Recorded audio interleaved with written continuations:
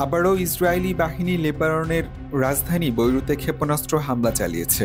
এতে অন্তত 4 জন নিহত হয়েছে এবং আহত হয়েছে 33 জন। বৈরুতের স্থানীয় বাসিন্দারা জানিয়েছেন, বৈরুতের রাস্তায় এই হামলা হয়েছে। এতে অনেক ভবন বিধ্বস্ত হয়েছে। গত শনিবার লেবাননের ন্যাশনাল নিউজ এজেন্সি বলেছে, ইসরায়েলি যুদ্ধবিমানগুলো 5টি ক্ষেপণাস্ত্র ছুড়ে একটি 8তলা ভবন পুরো বিধ্বস্ত করেছে। ঘটনাস্থলে বহু অ্যাম্বুলেন্স ছুটে যাওয়ার শব্দ শোনা গেছে।